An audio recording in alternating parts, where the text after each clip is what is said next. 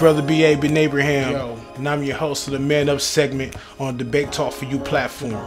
The objective is for all brothers from different walks of life to come together, link up, and build on matters concerning all various stages of life. If anyone would like to reach out on concepts and ideas, you can reach Brother B.A. at radicalrhyme1984@gmail.com. Again, radicalrhyme1984@gmail.com. Tap in. Let's build. Shalom. Shalom.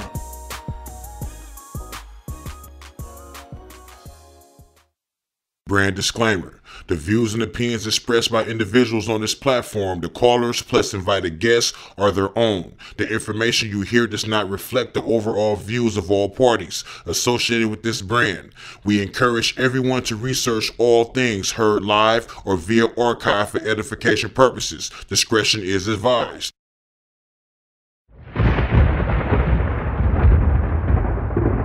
Don't touch that dial. You're now listening to Debate Talk For You Radio.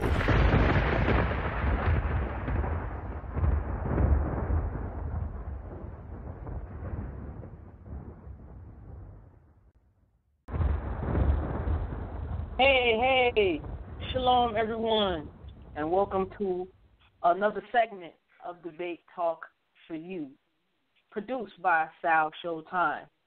I'm going to be one of your hosts for this evening on the second quarter.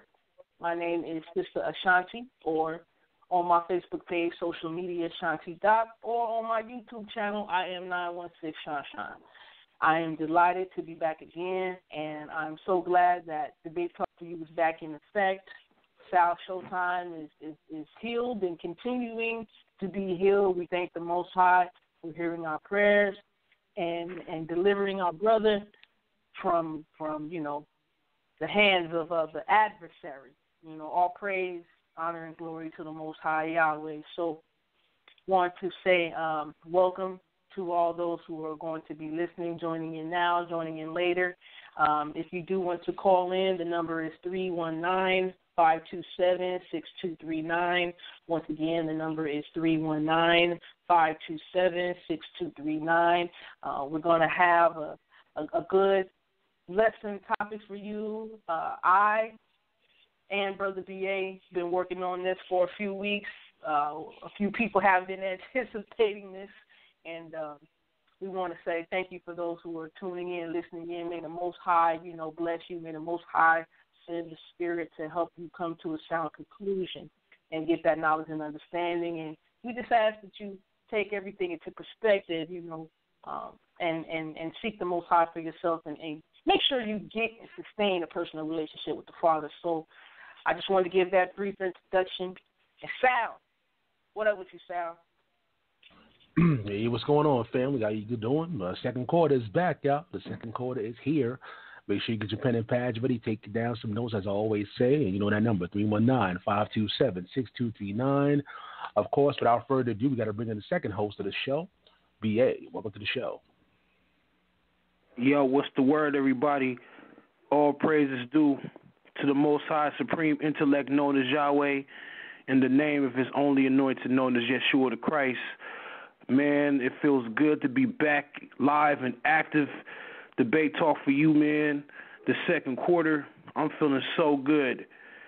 Tonight's topic, we're going to discuss Paul versus the Empire. And we're most definitely going to get into the concept or the doctrine or the understanding of Imperial cult theology, also is known as Imperial cult worship. This is a topic that I've been talking about for quite some time, and we're asking for the audience to please listen. I'm going to say it one more time. Listen thoroughly and pay attention. We ask to have an open ear and just be willing to listen and to understand. And I think that's something that is not too that we don't use as often. We're always so willing to tap in and cut and interrupt and run our mouths. It's best as a community, as a nation, or as a family to just sit back and learn how to humble ourselves and just listen to our brothers and sisters as they're speaking. And with that being said, I'm excited to hear I'm excited to share the information with you because I've also have learned myself. And with that, sis, the floor is yours. All right. So before we get into this, Sal, you want to formally give some more information before we get into this thing? Because it's jam-packed tonight. We got something for you, you know. Yeah, there we go. Before we begin the second quarter, I just want to let the family know tomorrow. That's right, tomorrow we're going to have a roundtable discussion. You don't want to miss it. It's entitled, What Politics, When Politics and Israelites Collide. There we go. When Politics and Israelites Collide. We have a few special guests going to be here tomorrow. We're going to be talking about that incident that happened in D.C. with teenagers, Trump supporters out there in D.C., and they were kind of taunting at the elder Native American guy. In the news, though, they're saying that the Hebrew Israelites was at fault for the whole situation. Were they at fault? We're going to talk about that all tomorrow, right here on Debate Talk for you. Make sure you tune in. Let's go in with the second quarter. That. All right, so I want to say, Kol Tehillah, Kol Chabed, Wehatiferet, LeYahweh, Abi, Avinu, and that is all praise, honor, and glory going to Yahweh, my Father, our Elohim, our power, our deity. We got a jam-packed lesson for y'all tonight. This is without further ado because we have some anticipation going on for this. So we ask you to bear with us. This might be a little controversial. We don't mean for it to be. These are things that you may have not been privy to hearing before. However, I've actually asked the Most High to allow me to open my heart, mind, soul, and spirit to certain circles that the Most High has been dealing with, and I've been able to come across this information. I've shared it with DA. I've shared it on my channel before, but never have I put it together like this. So with that being said, this is a collegiate-type study. We're pretty much going to be giving you some overview, some information, some information that professors, archaeologists, historians, and the like have been putting out there for the last 20, 25 years. And that block has been unlatched, and we got it now. So with that being said, I put together a class, and it's pretty much titled Paul Among the Imperial Empires.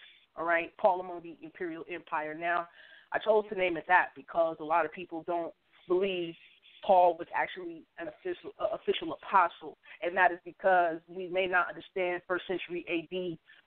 Politics, social, economic parameters. You know, we understand Paul's epistles to be letters as responses to certain situations that were going on.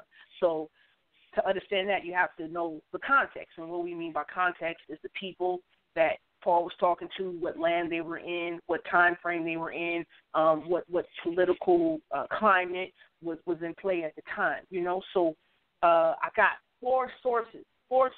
They're straight up books from historians, theologians, and PhDs, right? So the first I got my information from is a book called Paul and Empire. It's called Paul and Empire, Religion and Power in Roman Imperial Society by Richard A. Horsley, right? The next one I got my information from, the next book is called Roman Wives, Roman Widows, and that's by Bruce Winter. The next source I got my information from is titled After Paul Left Corinth, The Influence of Secular Ethics and Social Change. That's also by Bruce Winter. And lastly, a good chunk of this information came from a source called Divine Honors for the Caesars, the First Christians' Responses. That's also by Bruce Winter. And that helps me catapult into what's called, you know, Caesar worship, right, which is the emperors. And we're going to get into that right now. The emperors, that's where we get the word imperial cult from. So I know you guys are like, Shan-T, what's imperial cult worship? What's imperial cult theology? Well, this is it. So it's pretty much the veneration of Roman emperors appealing to the Judeo-Claudian emperors like Augustus Caesar, and he was known as a Pontifex Maximus, right? That's like the chief or principal college of priests, right? People calling themselves priests. And to later ones, right? So they were known as God of the Romans, right? They were known as a deity or power to Romans. And so people in those lands, in those Roman colonies, such as Rome, of course, Galatia, Ephesus, Thessalonica, Colossae, and the like, right? So those people in those lands, they were performing what you call cultic acts in front of these statues of living emperors, and sometimes to their family members on high and holy days, offering prayers and sacrifices to them, right? So these emperors, they also prayed and sacrificed to these like false gods on behalf of the people, acting as high priests for the good of the empire, right? So this was combined with public activities, gladiator games, wild beast shows, athletics and stuff like that, chariot races, and feasts. And there were like the emperors, they were wearing crowns, some wearing wreaths, and they were sacrificing, like the people were sacrificing before these statues. And they would sometimes sacrifice oxen, and sometimes people would have altars outside of their homes, and they would sacrifice on these altars to these emperors, these human beings deifying themselves on earth, right? So one of the first players, of course, is Augustus Caesar. So he was called Imperator Caesar Divi, meaning deified one or divine Augustus, right? So he was the great nephew and adopted son of Julius Caesar, reigning from 31 BCE to 14 AD, right? So, he was reigning from 31 BC to 14 AD. And so on September the 23rd and January the 16th, the 27 BCE, there were sacrifices offered to Caesar on his birthday, right? And so the birthday of these deified gods on earth, these humans, it was said to be the beginning of all things and good news, right? And so they were trying to parallel that with Luke chapter, and on the day he was named Augustus, right? Another player was named Tiberius Caesar. So he was called Tiberius Caesar Divi Augustus Stivius Augustus, right? So this Divi means deified, right? So he was like the natural son of Livia Drusilla, and Livia Drusilla was Augustus's third wife, reigning from 14 AD to 37 AD. Another player is Caligula, known as Gaius Julius Caesar Augustus Germanicus. He reigned from 37 AD to 41 AD. So these are the Julian Claudian emperors, right? Claudius, named Tiberius Claudius Caesar Augustus Germanicus. He was reigning from 41 AD to 54 AD, right? And this is the Claudius that banished the Jews from Rome in AD 51 in Acts chapter 18, verse 2, right? So that's why I'm giving out a lot of these dates and things like that. And so this is something you might have to go back and re-listen to a few dozen times, you know what I mean? So, and after this, I definitely be willing to give out this Word document to anybody to send me an email, all right? So Claudius, he had a long friendship with the grandson of Herod the Great and Marcus Julius Agrippa, who became Herod Agrippa I, king of the Jews, right? Raised in Rome, but Jewish under Hyrcanus, right? Y'all know Hyrcanus, who converted the Idumeans or Edomites to being Jews. You can go read about that in Josephus.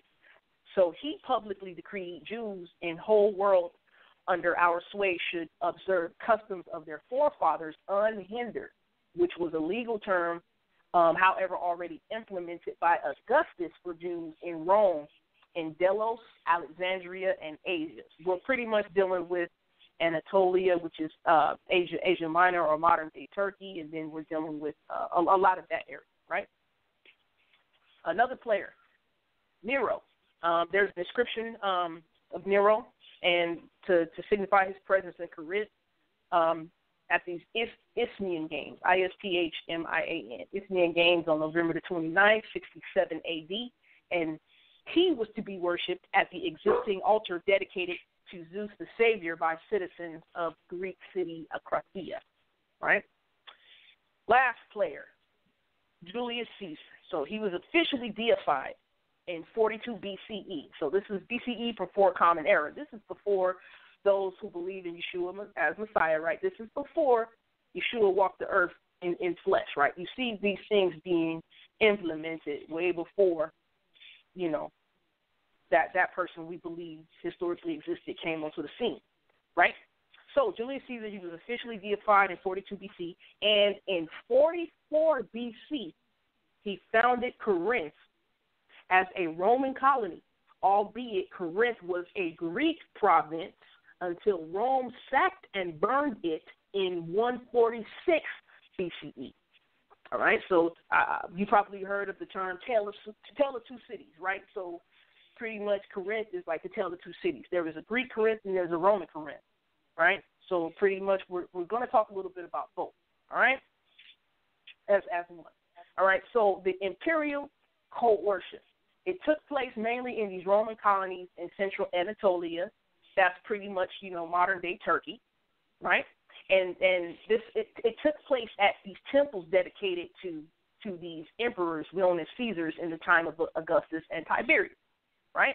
So who started it? The proconsul. And the proconsul is like a governor of a province. And, a province is like a certain division for a division for making decisions in the city, right? So the proconsul at the time was a guy named Paulus Fabius Maximus, and he made a decree as somebody who called himself a friend of Augustus Caesar to start this thing, and the official initiating of this imperial cult worship was 9 BCE. But in 29 BCE, it was when it was brought up by the League of Asia. And we're going to talk about the League of Asia and who that is. It's definitely in the text. It's definitely in Brit Hadashah, or the Renewed Covenant, all right? So we're going to talk about a lot of political things. And I know people like, man, why we got to talk about politics when it comes to the Bible? I'm like, man, if we don't talk about it, we're pretty much going to be lost in the sauce and not understanding actually what our people, our ancestors had to deal with. You know what I mean? If we understand what they had to deal with back then, we can understand and see why we're dealing with what we are today. You know what I mean? So what year? Like I said, 9 BC was the year that this came about. So the basics of imperial cult worship was that it brought blessings and social, economic, along with political benefits, such as peace between nationalities in the Roman Empire.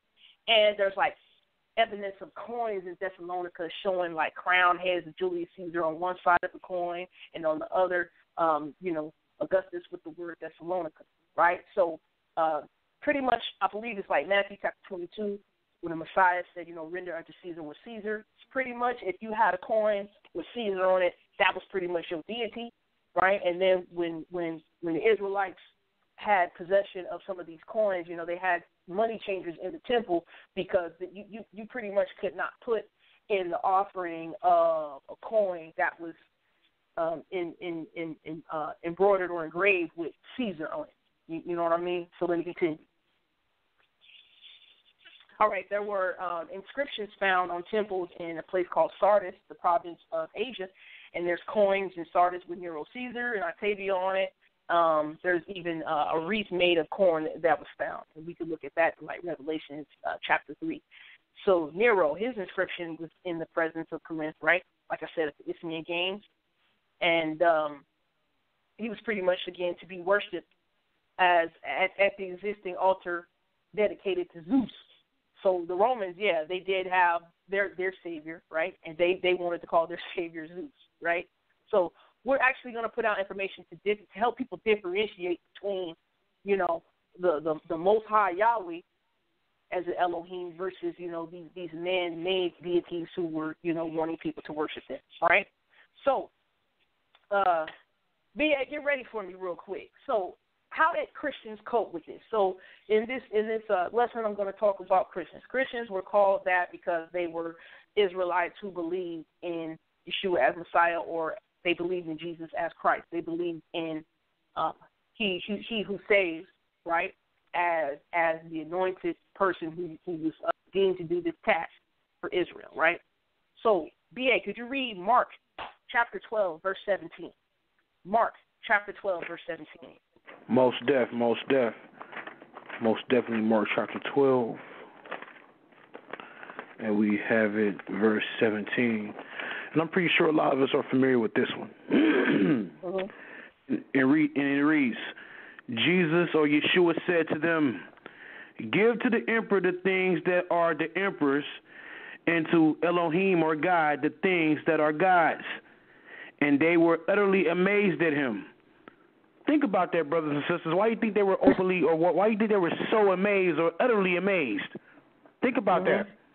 based on this information we're sharing with you right now. Earlier, Sis has said that Caesar was deified. I've shared that before. We call that term, or the scholars call that they call it apotheosis, and we'll most definitely get into that. But go ahead, sis. Right.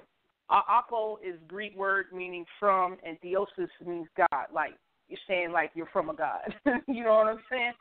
So with that being said, what BA just read, like, hey, render unto Caesar what Caesar's, and give to Yahweh our Elohim what belongs to Yahweh, right? So how did the Israelites cope? How did the Israelites who believed in the Messiah cope with this? Well, Jews were known, or Israelites were known as de facto, which means they're exempt. They're exempt from this like imperial cult veneration and honor of these men trying to deify themselves, right? And they were exempt due to their negotiations with Romans to offer up a daily sacrifice for the safety of the emperor as an acceptable expression of their loyalty to the empire in their temple in Jerusalem. Let me say that again. I don't know if y'all caught that. Okay, Jews or Israelites were de facto, which meant they were exempt from this veneration of the Caesars or emperors as God due to their negotiations with the Romans to offer up a daily sacrifice for the safety of the emperor as an acceptable expression of the Israelites' loyalty to the empire in their temple in Jerusalem. Let me continue. So Flaccus was the proconsul of Asia Minor in 31 BCE, and he said to the Sardinians that Caesar wrote to him to not forbid the Israelites from assembling together according to the custom of their forefathers, nor from sending their money to Jerusalem. Right? So pretty much, let me elaborate on that. So Israelites or Jews were offering sacrifices according to Philo, saying that Augustus at his extent said, give whole burnt offerings to Yahweh, the Most High God, 2 lambs and a bull in the temple in Jerusalem for safety of the emperor, which is a way of adapting to, the environment around you. And Josephus says later that Israelites or Jews paid for it themselves. So, pretty much the Roman emperors were actually digging at people's pockets, making them have to contribute to these deified, emperors or Caesars, whatnot, and they made the people participate in this veneration, and they had to pay for it themselves, right? And to also elaborate on what I said above, like the proconsul Flaccus, he said Caesar wrote to him not to forbid the Israelites from assembling together according to the custom of their fathers, right? So the Sabbath, the seventh-day Sabbath, is what we officially have as the Most High Yahweh put it in place in creation. The seventh day we are supposed to assemble. We are supposed to cease from our occupation or creative work, especially making money, right? But I'm gonna put a pin there, and I'm gonna tell you something about this Sabbath thing, or the gathering, assembling together on the Sabbath, and why the politicians pretty much of that day said, hey, the Israelites, they are able to assemble together every Sabbath. All right, let me continue. Now, this imperial thing got so crazy that Herod the Great built a temple within the kingdom of Judea for imperial cult veneration in his capital, which was Caesarea Maritima, dedicated to Roma and Augustus. So this was in Samaritan area, still within ancient borders of Israel. This is how prevalent this thing was. So understand, us believers in Yeshua Messiah, understand at the time, he was walking on earth what he was up against. All right, he was up against the politicians of his day. He was up against the politicians and the kings and pretty much the elite. All right. So, me and BA are going to bring out, Yahweh willing, some verses from some of these epistles. And we're actually going to bring these epistles to light and show you that there were politics being talked about. There were politics that Paul was trying to help the people navigate through, because guess what? While you're an Israelite, say, for example, in America, you're trying to follow the laws of the Torah, and you're trying to follow the laws of the land at the same time. And then while trying to do that, guess what? You got other people trying to tell you, oh, do this, do that, do the other, do it like I say. No, you're going to do it like that, or else you ain't going to get glorified by the Most High. You know what I mean? And we had that type of thing going on back in the 1st century AD, right? So I'm going to bring secular historical information to light to help us understand. There are 3 different laws that Paul talks about, but there's one actual Greek word for law, which is nomos, right? But the context is going to tell you which law Paul was talking about. He could have been talking about the Torah, which is Genesis, Exodus, Leviticus, Numbers, and Deuteronomy, or he could have been talking about the law of the land, which the people still had to follow, right? Or he could have been talking about the oral law that the Judaizers or the Pharisees were trying to push upon the people. And we know the oral law is not the written law.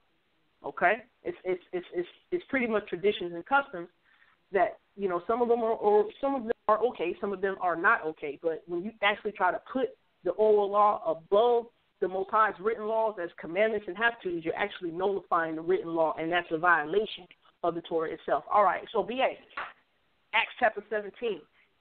Acts chapter 17, brother. We gonna read. Most def. We're going to pick up at Acts 17. We're going to go to verse 1. Mm-hmm. And after Paul and Silas had passed through Amphipolis,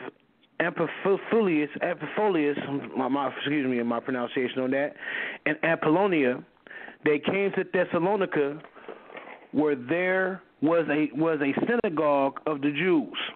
And Paul went in, as was his custom, and on 3 Sabbaths argued them from the Scriptures. We know what the Scriptures are historically at this time. Explaining and proving that it was necessary for the Messiah to suffer and to rise from the dead, and saying, this is the Messiah, Yeshua, whom I proclaim to you. Some of them were persuaded and joined Paul and Silas, as did a great many of the devout Greeks, and not a few of the leading women. But the Jews became jealous, and with the help of some ruffians in the marketplaces, they formed a mob and set the city in an uproar. While they were searching for Paul and Silas to bring them out to the assembly, they attacked Jason's house. When they could not find them, they dragged Jason and some believers before the city authorities, shouting, these people who have been turning the world upside down have come here also, and Jason has entertained them as guests. They are all acting contrary to the decrees of the emperor, saying that there is another king named Yeshua or Jesus. The people in the city officials were disturbed, and when they heard this, and after they had taken bail from Jason and the others, they let them go. That very night, the believers sent Paul and Silas off to Berea. When they arrived, they went to the Jewish synagogue. These Jews were more receptive than those in Thessalonica, for they welcomed the message very eagerly and examined the Scriptures. They examined people every day to see whether these things were so. Many of them, right? That's the Bereans, right? Exactly. That's the Bereans, right? Keep going. Verse 12. Many of them therefore believed, including not a few Greeks. I'm sorry, let me read that again. Many of them therefore believed, including not a few Greek women and men of high standing. Check that out, people, of high standing. But when the Jews of Thessalonica learned that the word of God had been proclaimed by Paul in Berea as well, they came to stir up and incite the crowds. Then the believers immediately sent Paul away to the coast, but Silas and Timothy remained behind. Those who conducted Paul brought him as far as Athens, and after the receiving instructions to have Silas and Timothy join him as soon as possible, they left him. While Paul was waiting for them in Athens, he was deeply distressed to see that the city was full of idols. So he argued in the synagogues with the Jews and the devout persons, and also in the marketplace every day with those, next page, with those who happened to be there. Also, some Epicureans, Stoics, philosophers debated with him. A lot of people are not aware of that, but that's what was going on. Some say, what does this babbler want to say? Others said, he seems to be a proclaimer of foreign divinities. This was because he was telling the good news about Christ in the resurrection. So they took him and brought him to the Areopagus and asked him, may we know what this new teaching is that you are presenting? It sounds rather strange to us. So we would like to know what it means. Now all the Athenians and the foreigners lived there would spend their time in nothing but telling or hearing something new. Then Paul stood in front of the Areopagus, and said, Athenians, I see how extremely religious you are in every way. Sound familiar like today, don't it, people? For as I went through the city and looked carefully at the objects of your worship, I found them an altar with the inscription, to an unknown God, what therefore you worship as unknown. This I proclaim to you, the God who made the world and everything in it. He who is Lord of heaven and earth does not live in shrines made by human hands. All right, stop there, BA. Stop there. All right, so I know BA just read a lot, but this is about context. So this is about the official meeting at Areopagus. Areopagus is what's known as Mars Hill, and it means a rocky height in the city of Athens. So Ares is a Greek word for deity of war, right? And so this meeting place was a council. They took Paul to council to go through a process to see whether Paul or Shaul's God met the criteria for recognition as a god in Athens. Okay, consider what I brought out from Imperial cult worship. You got these Caesars trying to actually say they're deified as God, and then you got Shaul or Paul bringing to them like the good news of the Most High Yahweh, that is Christ or Messiah, and they like, wait a minute, we got to see if this little person you talking about or this Yahweh you talking about, we got to see if it meet the criteria to be recognized as somebody we see fit for some type of veneration in this Roman colony. All right? So the Stoics, I just want to say a little bit about the Stoics. They believe in the immortality of gods and the nature of gods, right? They have this thing about the nature of the gods, and they prove that the gods exist. They explain their nature and show that the world is governed by them. So, and lastly, that they care for the fortunes of mankind. And they also believe that all have engraved in their minds an innate belief that God or gods exist. Okay? So this is to provoke you to go back and study and seek these things and learn about the different philosophers or debaters that Shaul or Paul was arguing with. You know, when you argue, you present your case, you present your you present your understanding, right? Right. And so this is where you get your philosophical thought from, right? The Epicureans, their code of behavior, it dealt with like happiness spelled out in the 40 famous epitomes of its founder, Epicurus, right? So the cardinal truth to them is first believe that God or Elohim is living, immortal, and blessed. And they also believed that the knowledge of the divinity was clear to all mankind, and they believed that Elohim or God gave mankind common sense. They also believed that God did not live in man-made temples, and he had no need of human resources, right? So please go back and study the Stoics and the Epicureans. But Areopagus, they were trying to see whether this unknown, right, this unknown deity that Paul was talking about, which is the Most High Yahweh, they were trying to see if if his deity fit the bill, so to speak. All right, let's continue. Let's move on because we press for time. All right, Acts chapter 18. Acts chapter 18. All right, BA, we're going to read verse 1, and then we're going to read verses 4 to 8, and then we're going to read verses 11 to 16, and I'll help you along the way if you get too excited and happy. You know what I'm saying? No, it's all good. All right, so we're going to pick up at verse 4. Acts chapter 18. Read verse 1. Read verse 1. All right. Read verse 1. We're going to pick up at verse 1. 18, verse 1. Uh-huh. And it reads, After this, Paul left Athens and went to Corinth.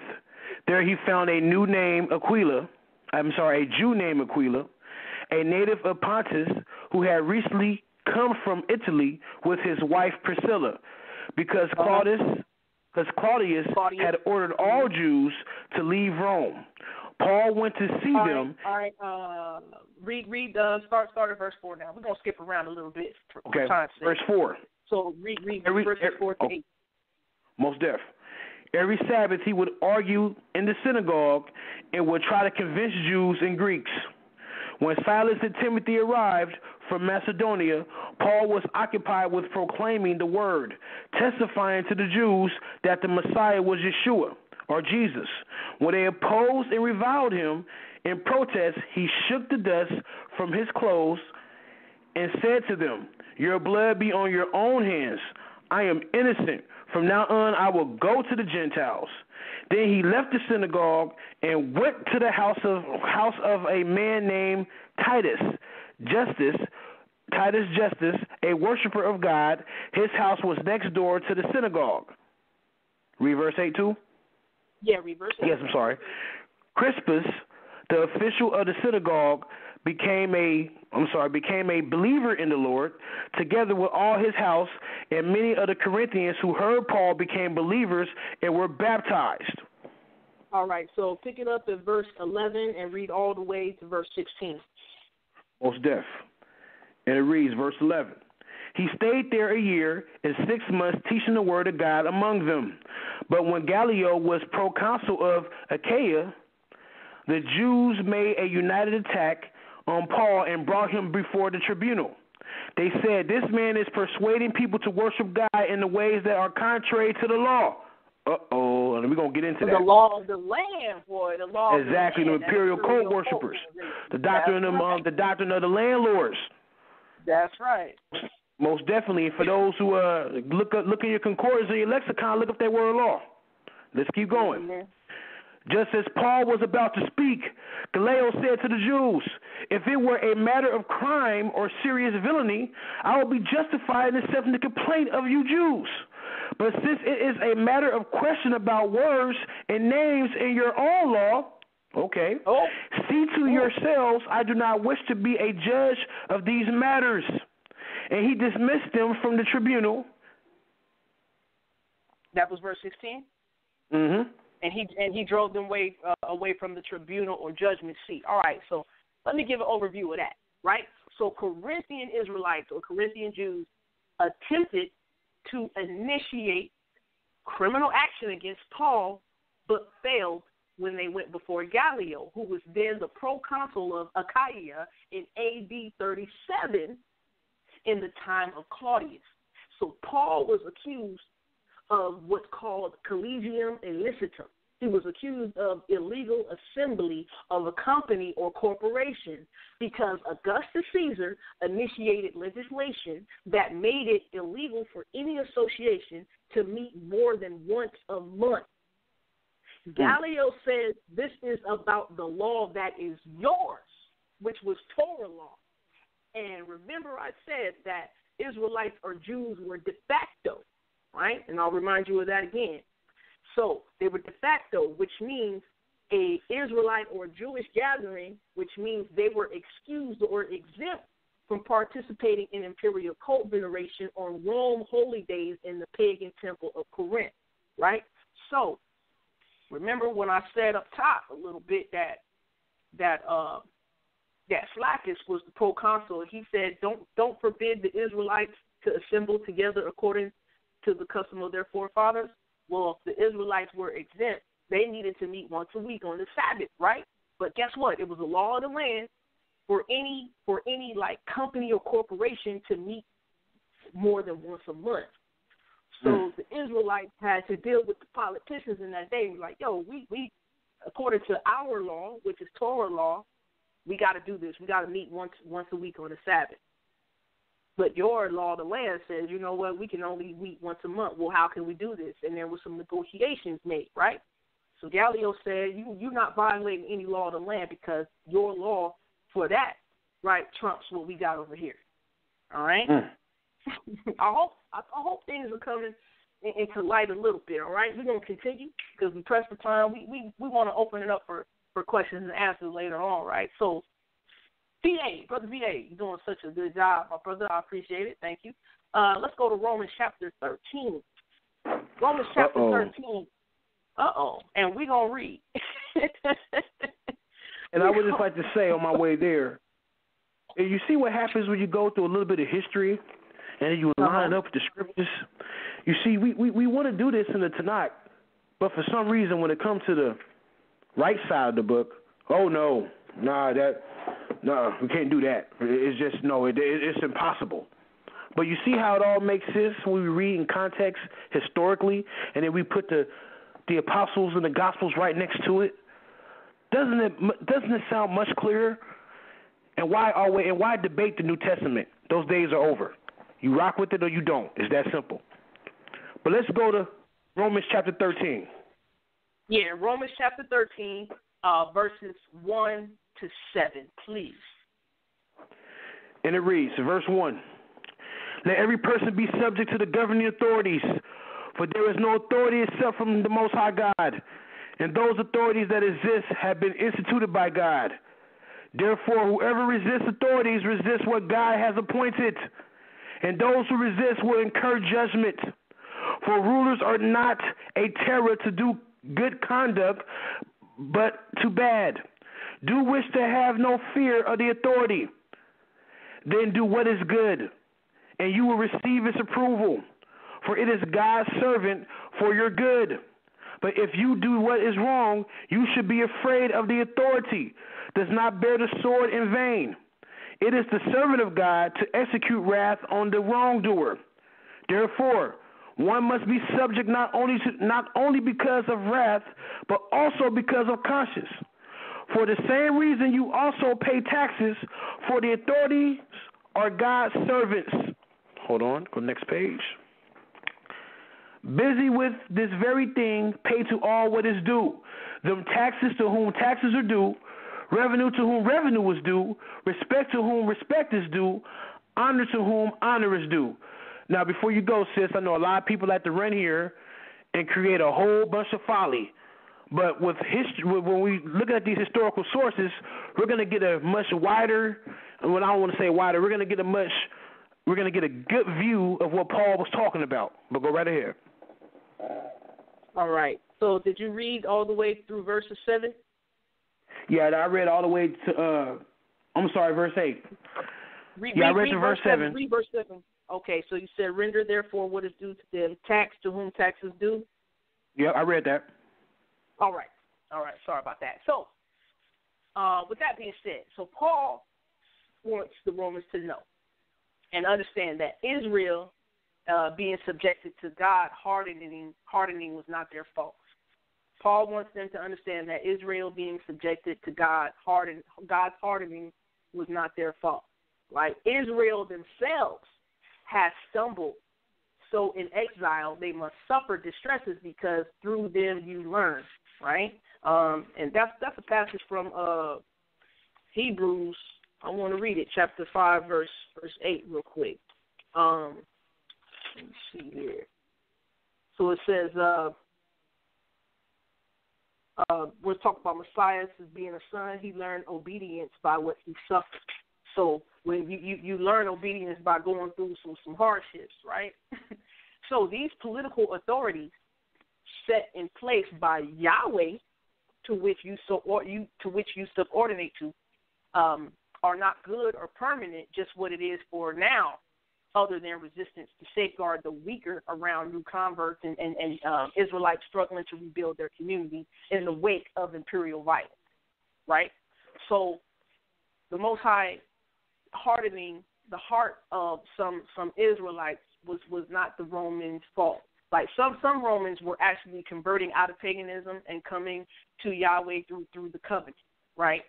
So pretty much letting the people know that what Israel's going through is because there was an agreement made with the Most High in Israel that if they break it, they was going to be put into the hands of the enemies and they was going to have to, go through the punishment.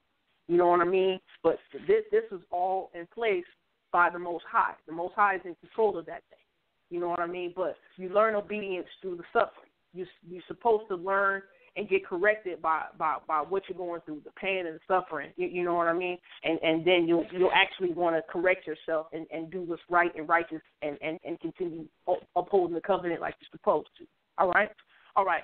Before we continue, I just want to remind all the listeners out there, we want to thank y'all for tuning in, checking us out, listening. We hope this is edifying, and we hope we're doing it in a loving manner. You can actually call in to ask us any questions. If you have any comments, the number is 319-527-6239.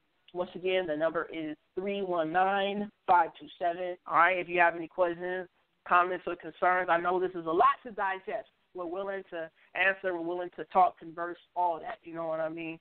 We don't mind what anyone believes. We just want to put this information out there for those who have ears to hear, provoke you to go back and take this information prayerfully to the Most High Yahweh, and that's the Most High Yahweh, Holy Spirit, to lead and guide into all truth and a sound conclusion. And by the way, make sure y'all press number 1. Press number 1 if you have any questions. Press number 1. Yeah. I forgot to say that part, huh, Sal? Press number 1. All right. Let's continue, shall we? All right. So now we're going to go to, but before I have BA read it, I'm going to give an overview first. But BA is going to read a little bit of 1 Corinthians chapter 8, verses 1. And between that section and between 1 Corinthians chapter 10, verse 21. Okay? So, I want to say this.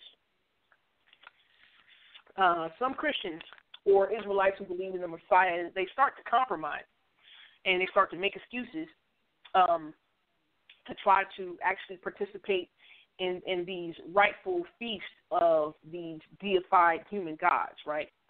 And they start to make excuses, be involved in these things due to economic growth, financial benefits, and all that stuff, right? So there's this thing called federal imperial cult, and they have banquets, right? And the banquets restricted to privileged ones, of which was to celebrate Livia's birthday. Now, Livia, right, she was the wife of Augustus and Tiberius' mother, right? So, and there was a lot of meat at these banquets and also at the markets, and they were sacrificed to the idols. Now, the idols in this case would be those emperors, those humans, trying to deify themselves as gods. You know, a lot of the people with the imperial cult veneration, the meat they were sacrificing was to these deified human gods, these Caesars, right?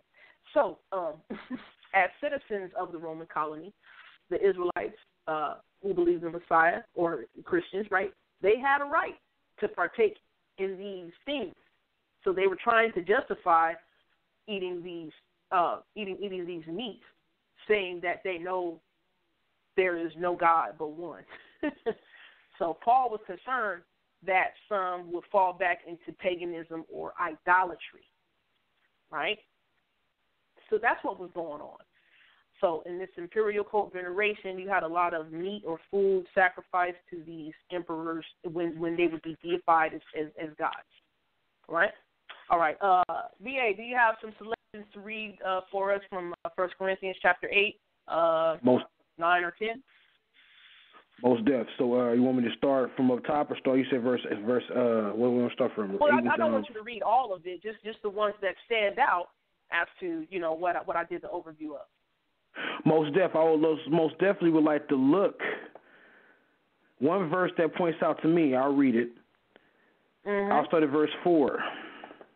Can you guys hear me? Let me know if you can hear me. Verse 4 of 1 Corinthians chapter 8? Yes. Okay. Verse 4 up to about verse 6. Here we go. Hence, as to eating or food, Hence, as to eating of food offered to idols, we know that no idol in the world really exists, and that there is no God but one. Indeed, even though there be so many called gods in heaven or on earth, let me stop there real quick. When Paul says this, he is not giving credit to these so-called individuals who will call themselves God. He is just speaking that there are people on earth who call themselves God. We broke down apotheosis to you. So remember, this is what he's addressing. He's not calling these individuals who claim to be God, God. He's just stating that, hey, there are people on earth who are calling themselves God. He's speaking to the people that he's teaching, and they are aware of this. These people just weren't out the blue, didn't know what he was talking about. They were very aware of what he was talking about socially. Let's keep going. I'm going to read verse 5 again. Indeed, even though there may be so-called gods in heaven or on earth, as in fact there are many gods and many lords, yet for us there is one God, the Father, for whom are all things and for whom we exist, and one Lord, Yeshua the Christ, through whom are all things and through whom we exist. I just want to stress that real quick to the brothers and sisters who are listening and who have an ear to hear instead of always throwing false accusations out there. Right. So for those who are listening tonight and who are going to listen in the future, please take what I said with the overview and read 1 Corinthians chapter 8, verses 1 all the way to chapter 10, verse 21 to get the context of what we were just saying. All right. So, Sal, got some callers? All right, we do have a caller standing by. Once again, the number is 319-527-6239. When you call in, you got to press number 1, and I'll let you know that you have a question for the special guest or the host of the show, second quarter, Shan-T and B.A. So we have one caller. Let's go to 443-815 live. Hey, South Showtime. This is Brother Mercy. Brother Mercy, what's up, man? How y'all doing? Yeah, what's up? I was going to say, very good study. The thing about it is, I think it was in Psalms where he talks about, when you just last talking about, how they didn't keep the commandments. And so he said you would die like men. And, that's the whole, only one who keeps the law perfect will be a God, a lowercase g. And that's not the uppercase, that's the lowercase. But I'm just talking about you can be a God if you keep Torah law perfectly, but all men fell short. So because all men fell short, he said you are gods. He called them. He said, but you didn't keep my commandments, so therefore you would die like men. So all of us are just men because we didn't keep his commandments. So it's clearly saying. Yeah, Mercy, when you say all those who keep Torah, they're small guys. they're guys with a small g. Now, I agree with that term, what you're saying. But, man, you saying that stuff, that right there could go to somebody's head, and all of a sudden what we have, the religious zombie complex amongst us. So you just brought out some truth right there, bruh, from both sides of the spectrum, most definitely. But the correct interpretation of that is you are really children of God. That's really what the interpretation is saying. You're children of God. Mm-hmm. Most definitely, because we got a whole bunch of people. They screaming Torah all day, and there's nothing wrong with keeping Torah. We don't speak against it. We're for that. But it's just some type of complex. You just have individuals who claim Torah, and all of a sudden it just goes to their head, and they turn into these super Hebrews. So it's just crazy. It's crazy. Yeah. Yeah, but really the correct interpretation, if I would have said in correct, terminology so we can understand it, what he's really saying is you become children of God by keeping the law. You become his child. Yeah. That's all he's saying. But notice, we broke that up. but notice how, according to how the Most High called it and laid the foundation, he expects his children to be humble and to be loving. Right. And not to sit there and talk about yada, yada, yada, yada, yada, Torah, yada. None of that. Just keep it and act and let your light shine and be that light so those from the outside looking at you will come on, because actions speak louder than words. We're not speaking against Torah. We're speaking against the bad, wicked behavior of those who always talk about how much Torah they're keeping. That's the thing we have an issue with. And what did Yahshua say? Yahshua said, he said, ye are gods, and all I'm saying is that I'm his son, and you ready to stone me. He said, I'm just calling myself his son, and you're trying to stone me. But that's what the Lord's saying. He's calling you a son. Yeah. That's right. But see, the reason why they had an issue with that, think about it. The reason why they had an issue with that teaching, or just the whole thing about Christ, this is what happened. This is what happens when you always claim something, but you're not really into it. Israel was under captivity to the Romans. We can read that in the prophet Daniel. But the issue is that the reason why Christ was rejected is because they didn't recognize him. How you going to recognize someone who's holy, who was sent to you from the Most High, when you're under captivity? That's why they didn't recognize him. And that's why when he said certain things, they were ready to stone him, because they didn't recognize him. That's the problem here. That's the problem with Christ. The reason why Christ is rejected so much is because we're still in our cursed state. We'll chant all day, oh, Israel, I'm a child of God, I'm a child of the Most High. I'm an Israelite all day. We'll hear that all day. But we know the elephant in the room, Yeshua himself, what happens is that so many reject him. And the reason why, because one thing we won't admit, we'll admit the fact that we're Israel and all that, but when it comes to them curses or being in an oppressed state, because that comes also with knowing that you're Israel. That comes with it. Just because you know you're Israel, and all of a sudden all the knowledge is revealed to you and you're exempt. No. You have a job to do. You have a job to do.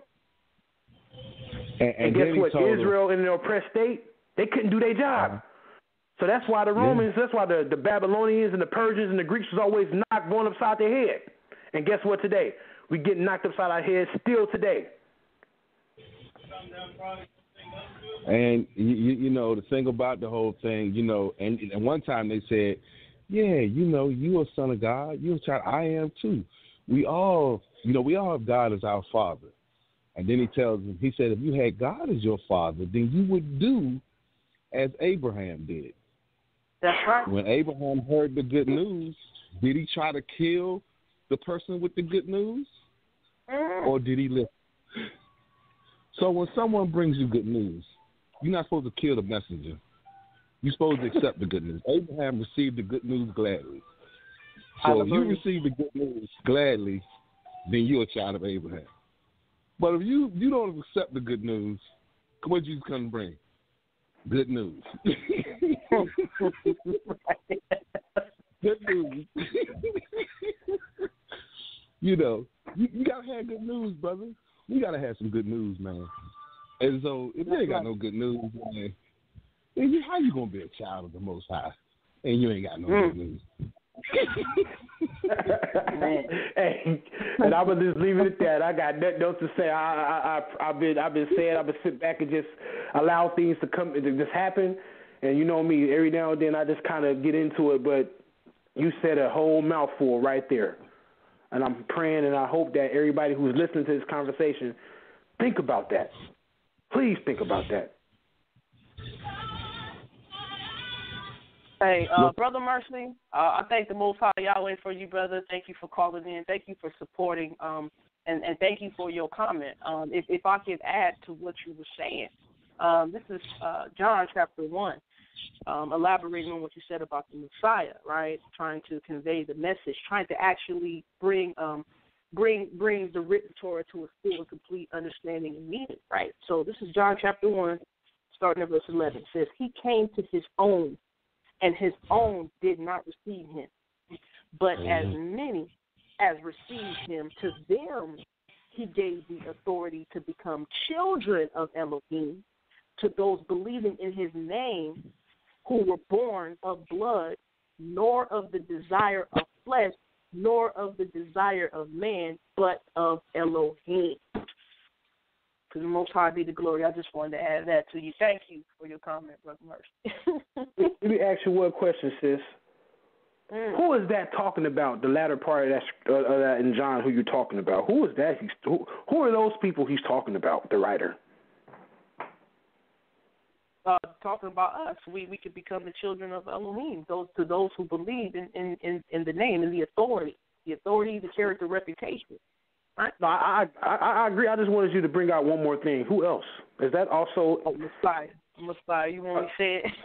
I mean, Messiah, but I mean... It just ain't strictly for just one group of people. Oh, it's for us, for all who believe. So all shapes, sizes, and colors. Because guess what? We're all coming out of three people: Ham, Shem, and Yafeth from Noah. And guess what? Over in Genesis 15, it says through Abraham all seed will be blessed. Right? all nations will be blessed. Right? Okay. Oh yeah, I just like to always put that out there because you know what it is, but I just like to always mention that because some of us like to forget other human beings exist. You know what I'm saying? That's crazy. All right, Sal, we got any more callers, or we gonna continue? You know what I mean? Yeah, we got more callers listening to the show. However, if you guys have any more questions, you know the number, 319-527-6239, and press number 1, y'all. Press number 1 if you have any questions or comments. I know the slogan here, we keep it clean, keep it professional, but I'll keep you posted. That. All right. BA, let's continue, shall we? I think we're moving right along in good timing and good standing, you know, with what we've been blessed by the Most High Yahweh to have revealed to us. So we're going to go to Galatians chapter 5. Galatians chapter 5, and we're going to read one verse. You know what I'm saying? What's that from Galatians chapter 5? Galatians chapter 5, and then verse 14.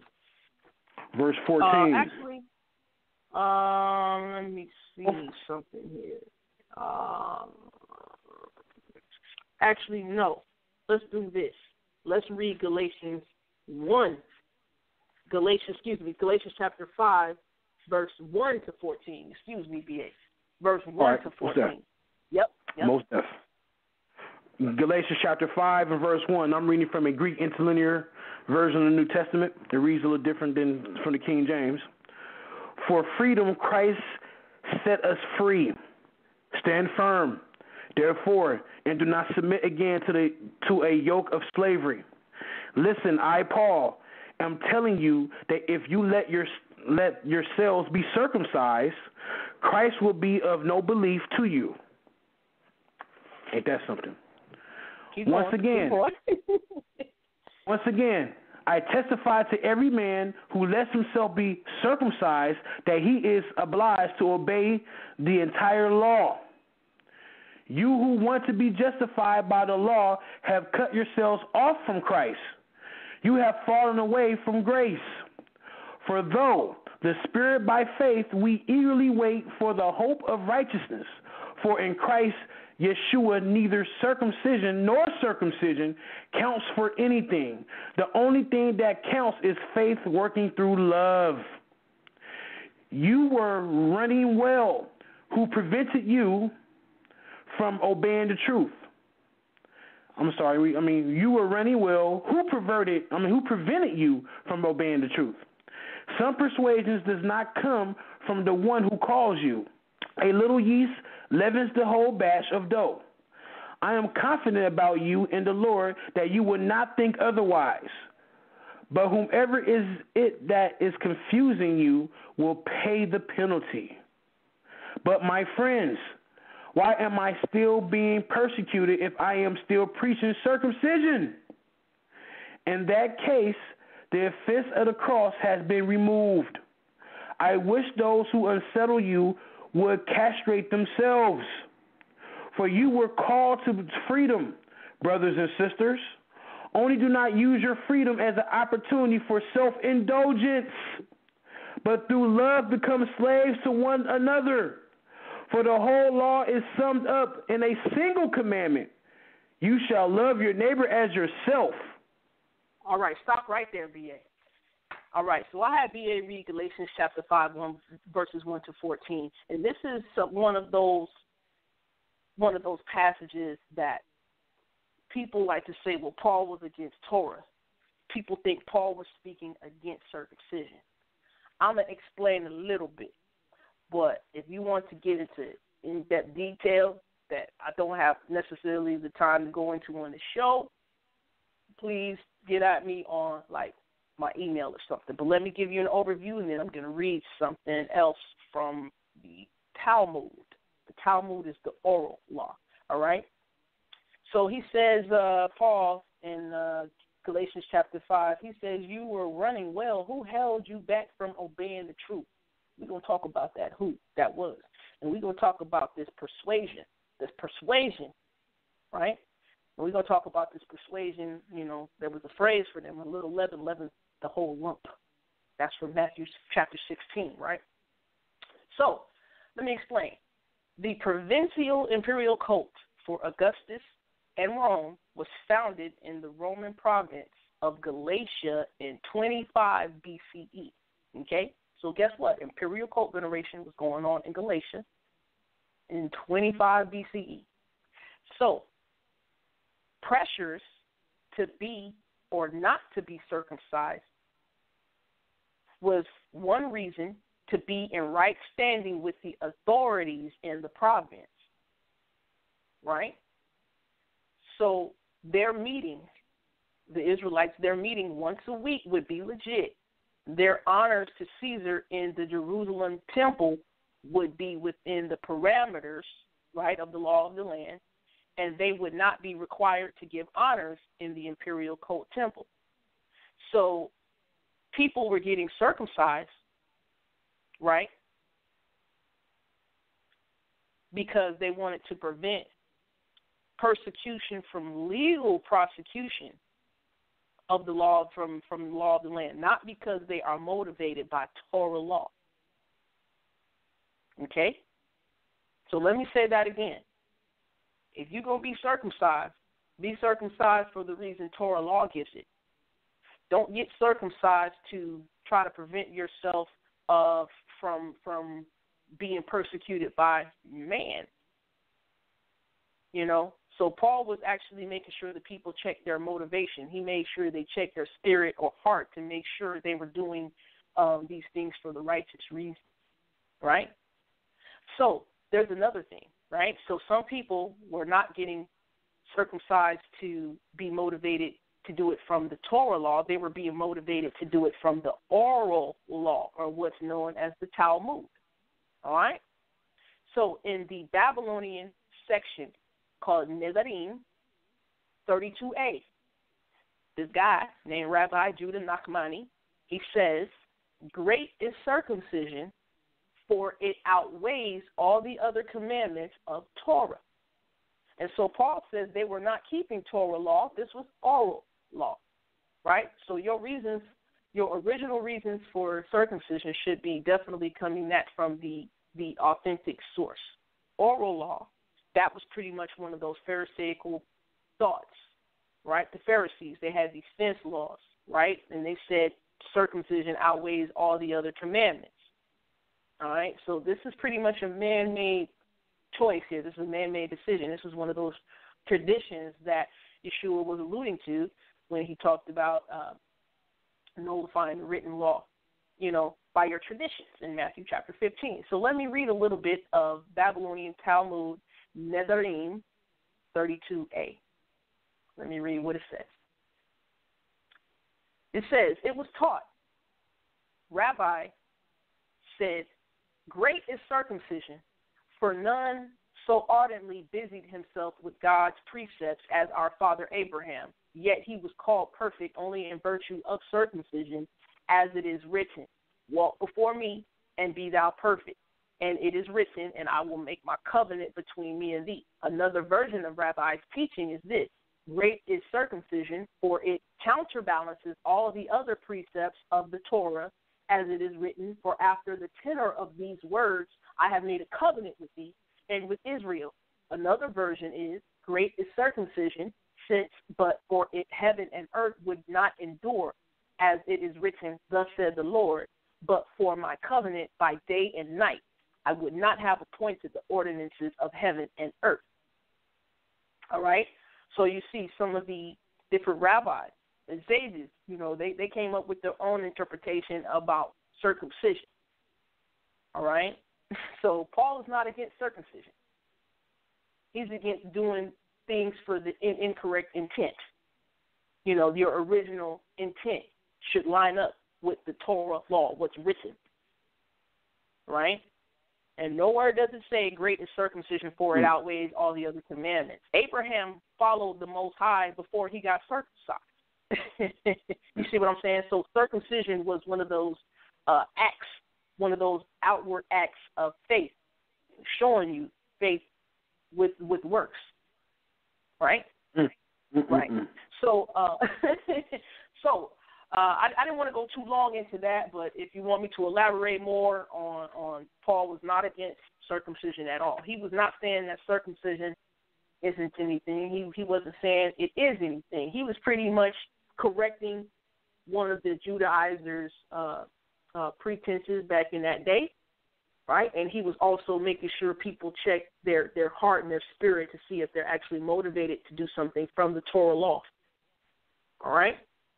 All right. CA, let's continue with 1 Thessalonians. We're going to go into 1 Thessalonians. And I'm going to give you a play-by-play of what to read. And then I'll give my overview of that, right? So we're going to 1 Thessalonians chapter 2, verse 19. 1 Thessalonians chapter 2 and verse 19, it reads, for what is our hope or joy or crown of boasting before our Lord Yeshua at his coming? Is it not you? Right. Keep going. Keep going. Okay, verse 20. Yes, you are our glory and joy. And that's all right, so read 1 Thessalonians chapter 3, verse 13. We're going to read a few different verses here. So 1 Thessalonians chapter 3, verse 13. Read verse 12 and 13. Read verse 12 and 13, excuse me. Cool. And may the Lord make you increase and abound in love for one another and for all, just as we bound in love for you. And may he so strengthen your hearts in holiness, that you may be blameless before our God and Father at the coming of our Lord Yeshua with all his saints. So I know, I don't know if y'all caught on yet, but we talking about eschatology, the last days a little bit, right? Exactly. 1 Thessalonians chapter 4, verse 15. Most definitely. And notice how Paul is saying, and then he is stating in verse 13 and 1 Thessalonians 3, he said, I'll read it again, our God the Father at the coming of our Lord Yeshua. Notice he makes a difference there. But let's keep going. You said chapter 4 and 15, right? Yep. And it reads, for this we declare to you by the word of our Lord, word of the Lord, that we who are alive, who are left until the coming of the Lord, will by no means precede those who have died. All right. Read 1 Okay. Thessalonians chapter 5, verses 1 to 11. 1 to 11. Chapter 5, verses 1. Now concerning the times and the seasons, brothers and sisters, you do not need to have anything written to you. For you yourselves know very well that the day of the Lord will come like a thief in the night. When they say there is a place in security, then sudden destruction will come upon them, as labor pains come upon a pregnant woman, and there will be no escape. But you, beloved, are not in darkness, for that to surprise you like a thief, for you are all children of light and children of the day. We are not of the night or of darkness. So then let us not fall asleep as others do, but let us keep awake and be sober. For those who sleep at night and those who are drunk get drunk at night. But since we belong to the day, let us be sober and put on the breastplate of faith and love, and for a helmet the hope of salvation. For God has destined us not for wrath, but for obtaining salvation through our Lord Yeshua the Christ, who died for us, so that whether we are awake or asleep, we may live with him.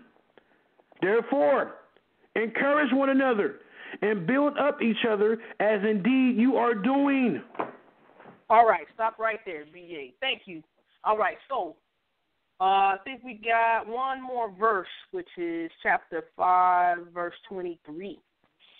23, let me skip down some, and it reads, May the God of peace himself sanctify you entirely, and may your spirit and soul and body be kept sound and blameless at the coming of our Lord Yeshua, the Christ. At the coming. All right. So I got one more for you. I think you're going to like this one. 2 Thessalonians chapter 2, verse 4. But actually read verse 3 and 4. 2 Thessalonians chapter 2, read verses 3 and 4. Oh, yeah. Let no one deceive you in any way, for that day will not come unless the rebellion come first, and the lawless one is revealed, and one destined for destruction. He opposes and exalts himself above every so-called God or object or of worship, so that he takes his seat in the temple of God, declaring himself to be God. All right. So, with that being said, let me talk about this term, parousia. Parousia is one of those Greek terms. It means like the presence or arrival or official visit. And I know you heard B.A. when he was reading several verses, he talked about the coming of the Lord, the coming of the Master, right? So this is the parousia, official visit, right? The arrival, right? So parousia is actually a political term, and it's related to the status of community and for the arrival of a king or emperor. Question, will the dead be united with us to meet Yahweh when he arrives? Paul says, the coming of the day of the Lord will shatter false peace and security of Roman establishment. So this is about the destination for the possession of salvation, right? This is about the destination for the possession of salvation is already accomplished through the death of Mashiach, not the future, and it's not connected with believers' future resurrection. It's not tied to future events. So it has existence of believers independent of end times, right? They, as children of light, have weapons, armor of Yah, faith, love, and hope, right? So in 2 Thessalonians chapter 2, verses 3 and 4, right? The end times understanding had a change.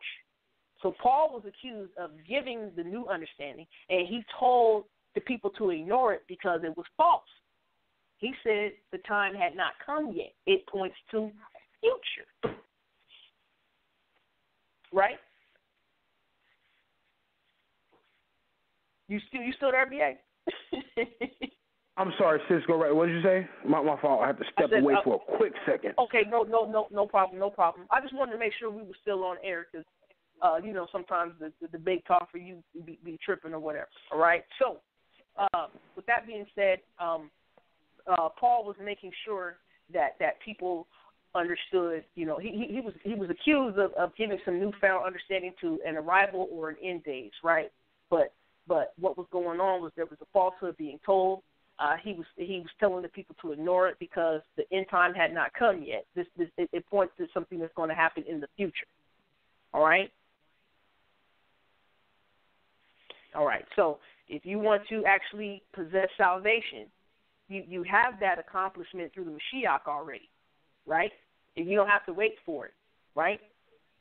Okay. I know that may be a little,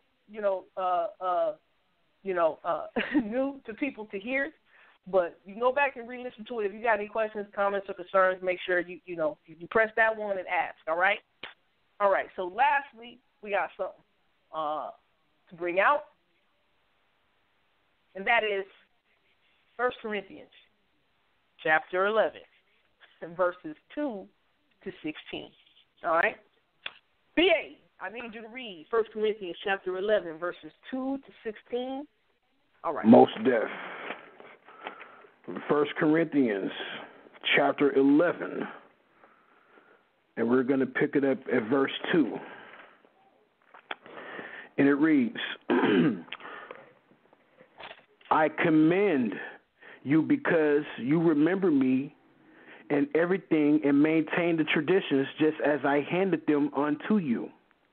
But I want you to understand that Christ is the head of every man, and the husband is the head of his wife, and God is the head of Christ. Any man who prays or prophesies with something on his head disgraces his head. But any woman who prays or prophesies with her head unveiled disgraces her head. It is one and the same thing as having her head shaved. For if a woman will not veil herself, then she should cut off her hair. But if it is disgraceful for a woman to have her hair cut off or to be shaved, she should wear a veil. For a man ought not to have his head veiled, since he is the image and reflection of God. But woman is the reflection of man. Indeed, man was not made from woman, but woman from man. Neither was man created for the sake of woman, but woman for the sake of man. For this reason, a woman ought to have a symbol of authority on her head because of the angels. Nevertheless, in the Lord, woman is not independent of man, or man independent of woman. For just as woman came from man, so man comes through woman. But all things come from Elohim, or God, or Yahweh. Judge yourselves. It is proper for a woman to pray to God with her head unveiled. Asking the question. Does not nature itself teach you that if a man wears long hair, it is degraded to him? But if a woman has long hair, is it her glory? That's another question. For her hair is given to her for a covering. But if anyone is disposed to be contentious, we have no such customs, nor do the churches Yahweh. Go ahead. That was the end of verse 15? Mm-hmm. I read 16. Or into verse 16, right? Okay. Yeah. All right, I'm going to take my time with this one. I have a Greek lexicon. It's a Greek English lexicon by Liddell and Scott. That's a pretty good source. It pretty much gives first century AD definitions of words. Since the Brit Hadashah, or the Renewed Covenant, was written in the time frame of the first century AD, I need definitions from first century AD. I did a video on my YouTube channel 916 Shan-T called Head and Head Covering. When you look at the word head in the Greek for first century AD definition, not a definition from the 6th century AD, not a definition from the 12th century or 16th century AD. But when you look at first century AD definition of a word for head, which is kephale in the Greek, it means source or starting point, like the head of a river, or it means the natural head of somebody's, body. Right? If Paul wanted to use a word that meant leader, ruler, or authority, he would have used the Greek word arche, or he would have used the Greek word exousia. The references I'll give are from the Septuagint. We know the Septuagint was the Hebrew Bible translated in the Greek during the 3rd and 2nd century BCE. When you go back and look at every time the Hebrew word for head or rosh was translated into the Greek, it's sometimes used as arche, it's sometimes used as exousia, and it's sometimes used as kephale. With kephale, the word head here that's used in 1 Corinthians 11 was used in the Septuagint. Kephale did not mean leader, ruler, or authority. We can see that. You can go back and look at Deuteronomy 28, verse 14 in the Septuagint, Isaiah chapter 9, verses 14 and 15, 1 Kings chapter 21, 11 and 12, Isaiah chapter 7, verse 8 and 9, Jeremiah chapter 31, verses 7 to 9, Judges chapter 10, verse 18, and also Judges chapter 11, 8 and 9. You can see that the Greek word kephale, used for head, did not mean leader, ruler, or authority. If you would like, sis, right. I got my Septuagint on deck. If you want me to read those, I'm just letting you know I got it on deck. It's ready to go in. Okay. Ready to go into it if you need be. Okay. All right. Let's see. Let's see after I read this. So, 1 Corinthians chapter 11, verse 2 to 16. Men, while praying and prophesying, remember we're talking about imperial cult veneration, right? If you understand imperial cult veneration, you'll better understand what's going on in 1 Corinthians chapter 11, verse 2 to 16. And this can end all the hoopla for those who have ears to hear, right? So it says, men, while praying and prophesying to the pagan gods of Rome, they offered up sacrifices such as libation, right? And they had a toga drawn over their head. That was called capite velato, or veiled head, right? So legal and civic role as the head or chief of empire set by Augustus as law of the land done by a pagan priest was going on, right? So what's called new wives or a new woman, right? These were wives that were that legally per the law of the land had to have their hair covered with a cloth to signify they were married. Let me say that again. New wives or new women who were wives, right? There was the law of the land, right? The wives, under the law of the land, they had to have their hair covered with a piece of cloth to signify that they were married. And so sometimes these wives, they rebelled or competed with what's called a freeborn or a foreign woman, and this woman was known as a hatarai or a prostitute, right? So prostitutes, right, they were legally responsible for having their head uncovered to signify that they were prostitutes. Husbands were legally able to commit adultery in their monogamous relationships. Let me say that again. The law of the land gave husbands permission legally to commit adultery in their monogamous relationships. A wife seen doing this was to be reported by her husband or any messenger, right? The messenger, the people who go back and tell tales, right?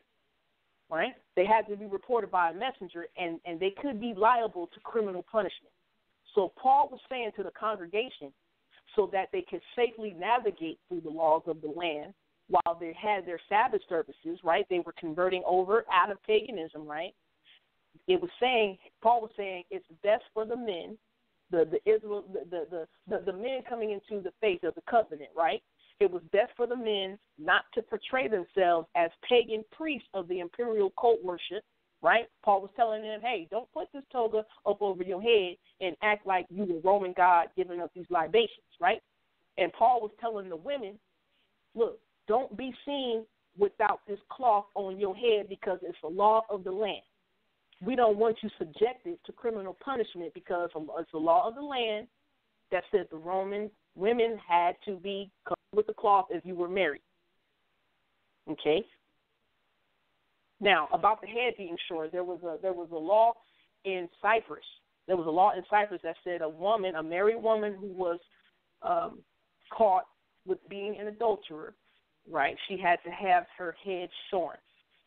So if a wife went out and basically on purpose took her cloth off of her head because she was trying to be seen or pretend to be a prostitute or a high tyrant so she can present herself as a prostitute to try to get her own husband's attention, right? So if a wife was caught doing this in the law of the law of the land of Cyprus, when you got legally punished in the criminal court of law, you used to have your head shorn, your head shaved, right? Right. So that was the imperial cult. That was the imperial cult worship, y'all. Imperial cult veneration or imperial cult worship. I thank y'all for those who listen. Like I said, I got the 4 sources here that I got all this information from. I compiled it. It took some time, right? Hopefully what we brought out would help people more so realize that Paul was, you can't just make any old thing up about Paul. You really got to go back and look at first century AD, the lands, the people, the political situation, the social climate, the economic climate, and things of that nature to really understand what was going on. All we have is responses. So we have to go back and get what possibly created an issue or a problem that Paul had to rectify for people who were coming out of paganism, out of idolatry, over into the Most High Yahweh through his son Yeshua, so they can start obeying the Torah laws, but at the same time not disobeying the law of the land because they were still subjected to that. I thank y'all so very much. Praise the Most High Yahweh for this information being unlocked. Praise the Most High Yahweh that in these last days the Most High has allowed this information to come across. You know what I mean? The books are being opened. And I thank you, BA, for reading. Thank you, Brother Sal, for allowing this platform in the second quarter. Y'all going to get more of this collegiate-type information. You know what I mean? So anything you want to say, BA, before we open up the phone lines? People who got comments, questions can press number 1, 319-527-6239. 319-527-6239. Press number 1 if you got a question or a comment. BA? First and foremost, always give thanks to the Holy Father, known as Yahweh, the supreme force in the name.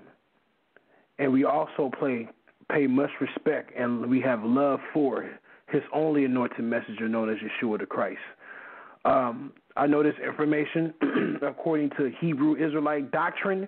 Notice I said Hebrew Israelite doctrine, and Christian doctrine is very unorthodox based on those views. If you're looking through the word of the Most High through the view of flesh, then the spirit.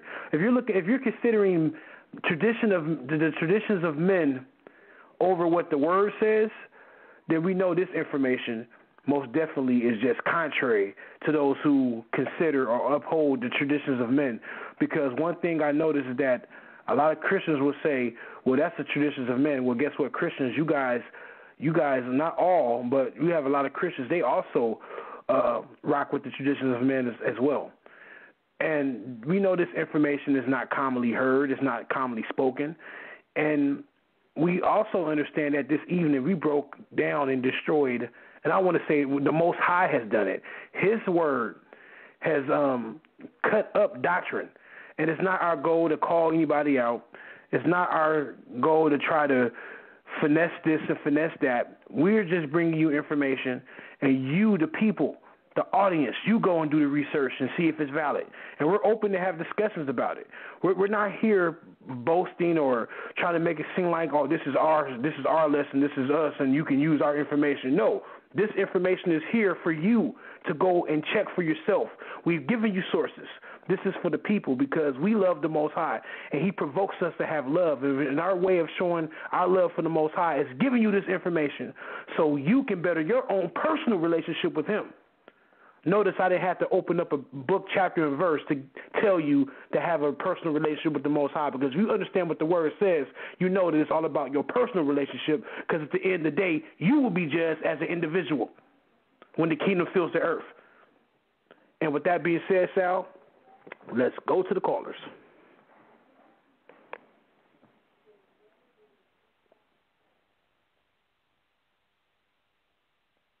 Sal? Debate Talk for you acting up again? Maybe he had to step away, or maybe his mic went mute, or. You guys hear me now? Yeah, you can hear you, brother. We can hear you. Yep. All right. Yes, Blog Talk once again. All right, let's go to 510-435. You're live.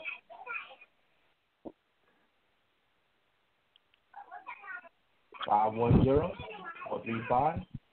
Oh, that's I know what city that is. That's Oakland.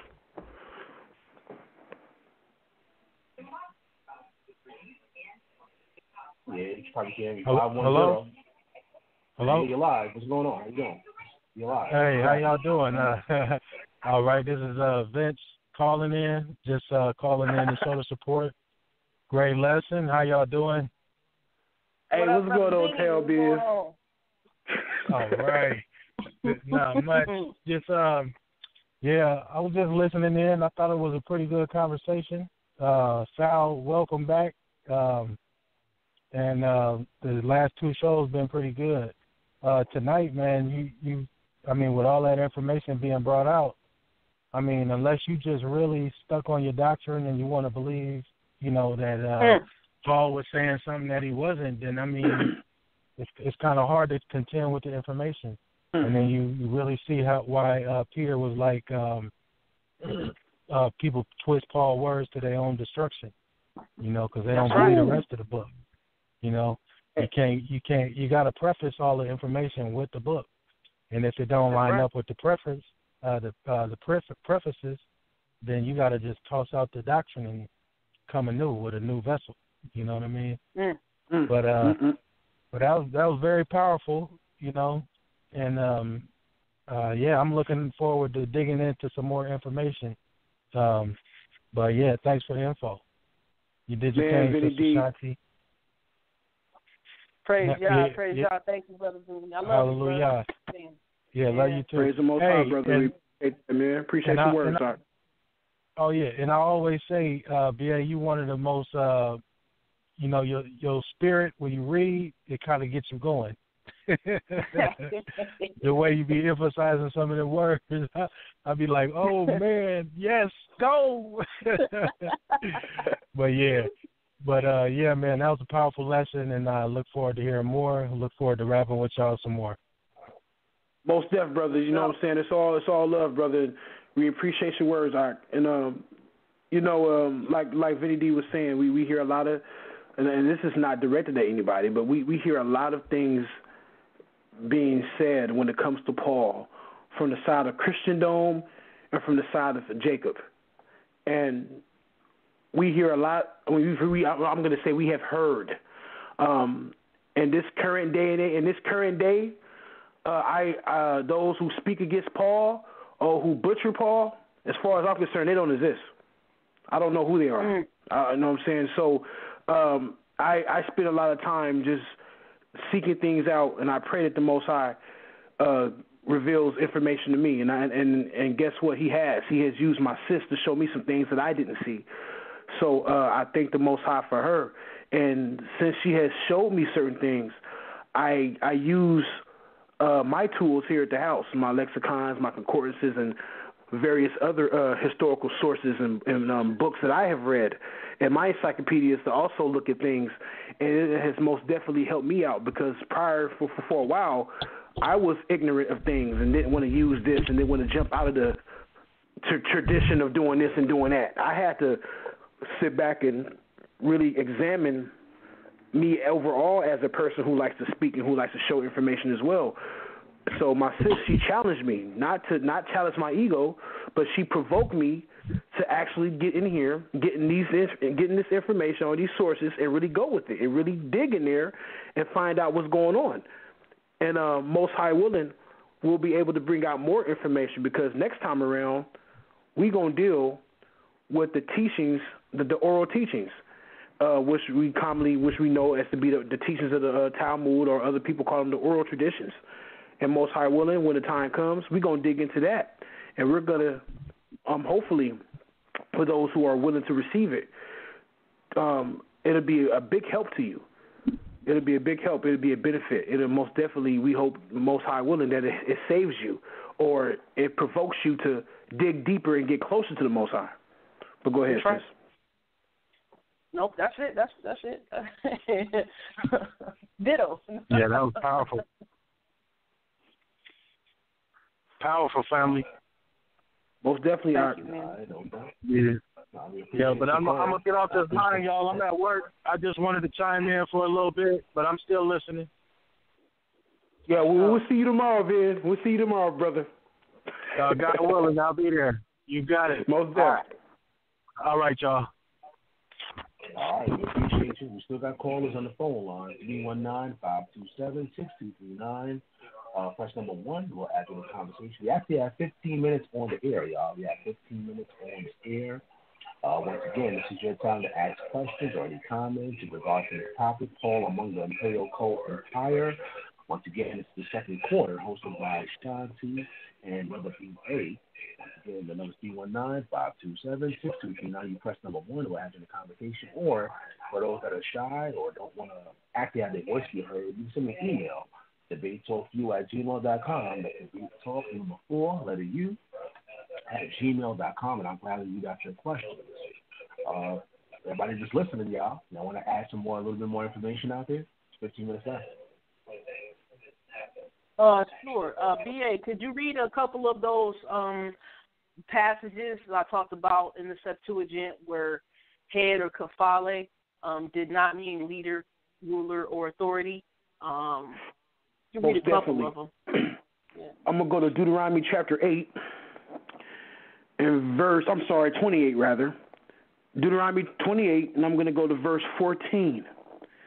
And it reads, "Thou shalt not turn aside from any of the commandments which I charge thee this day, to the right hand or to the left, to go after other gods to serve them." All right, let's see. Isaiah. Let's go to Isaiah. No, we ain't never go to Judges. The next book over. You want to say something, sis? Go right ahead.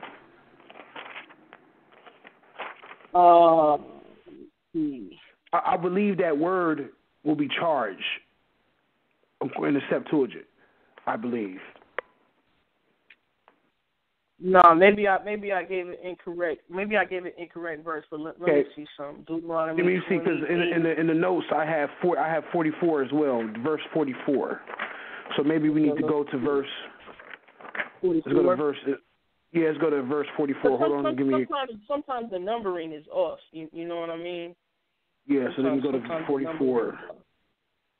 No, it's not a problem. No, saying it's called Keshanin, we called it. So let's get to it. Verse 44. "He shall lend to thee, and thou shalt not lend to him, and he shall be the head, and thou shalt be the tail." Right. So okay, there it go. So when it says this one will be the head and you will be the tail, the head right there is kefalen. So that is the word for head, right? So that pretty much is opposite of tail. You know, you got a tail and you got a head. So that's why I say sometimes it just means literal head, what's on top of your body, the thing that protrudes out or sticks out or is prominent right there, right? The head. And we know, according to the writings in 1 Corinthians chapter 11, Paul was not talking about head in that sense. He was not talking about ruling over somebody or being on top. You can go back and listen to that when Sis was breaking that down. And we understand that the head covering thing is something that is real prevalent or prominent throughout Israel. And we're not sitting up here telling people that we're not advocating that people don't cover their heads. We're just saying in 1 Corinthians chapter 11, a piece of cloth is not even discussed based on how the brothers like to teach it, according to their personal doctrine, because they're not aware. They're not aware of things historically, and I can admit to that because I used to believe that. And that's one thing that we have to understand. We have to be willing to have an open mind. Christ Himself, for those who recognize Christ, for those who know, who recognize Him, He said, "You must be born again." He also said in Matthew chapter 18, you have to humble yourself like a child. You have to be willing to forget all the things that you have been taught by the world, by the traditions of mommy and daddy and grandma and grandpa and all the other stuff that we have been programmed. You got to, and it's a song by a rapper by the name of Rex. There's a song he said, it's called System Reboot. Unlearn everything and prepare yourself to learn something new That's what Christ was teaching. You have to be born again. You have to be transformed. Romans chapter 12 says, be transformed. And I'm paraphrasing, but your mind got to be renewed. You got to be a brand new person. Yeah. So what we're saying is that that's the foundation in Christ that we believe in. So when you are hearing this information, just sit back and listen and observe it. No one's forcing it down your throat. If you don't want to believe it, that's your choice. But it's not my job, it's not neither of our jobs to make you believe anything. And that is a spirit that is running rampant within Israel. Christendom too. We're not going to forget about them because they do the same thing. They're just a little bit more slicker and they speak a little nicer. But it's the same rhetoric. Judges chapter 10. Before we read some more, we got I think we got another caller. Sal? Okay.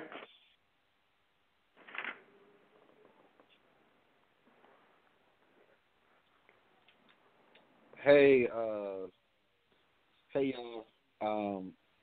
This is a touchy subject with the head covering.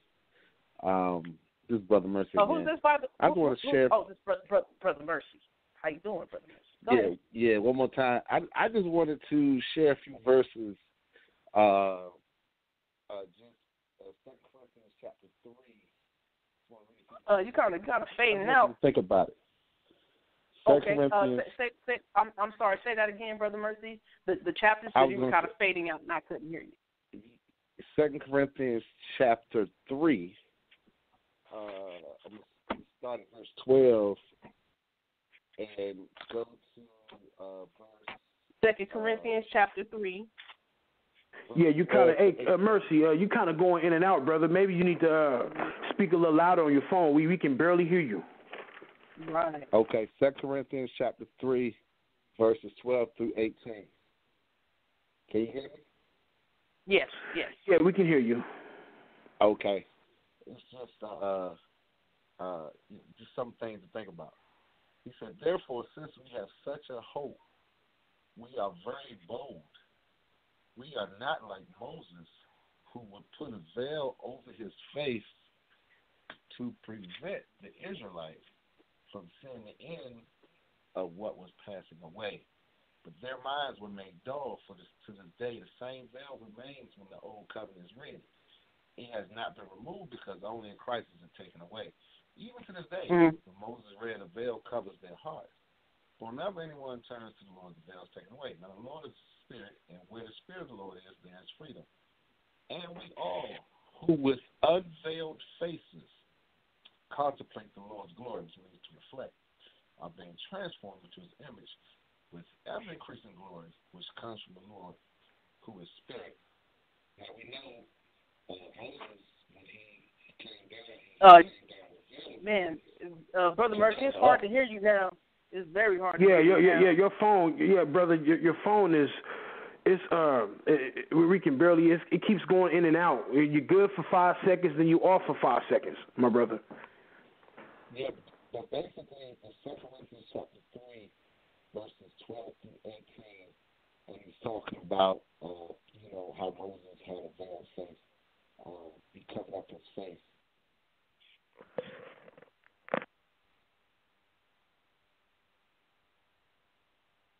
Hello? I had muted my phone. I'm still here, sis, but I muted my phone. Maybe I thought that would probably help the brother out, but for some reason, I don't know if it's Blog Talk or maybe it's his phone. I'm not quite sure. But, yeah, he was good for a little while, then he kept going back in and out. So, Right, yeah, I couldn't hear Brother anything. Mercy, I don't know what's going on with Brother Mercy line, but we'll get back to him. I'm trying to talk behind the scenes and see if we can get his phone adjusted. But there you go. Okay, so where are we going? Sis, you were saying something. You were something you wanted to state or you wanted to put out there after I wasn't quite sure where you were going, but I'm pretty sure you wanted to go somewhere. Yeah, I was going to go somewhere after we read some more of the examples while we still had a few more minutes on air. But I wanted to reiterate the sources that I used to compile all this information in secular history. Remember, it's called Paul and Empire, Religion and Power in Roman Imperial Society by Richard A. Horsley.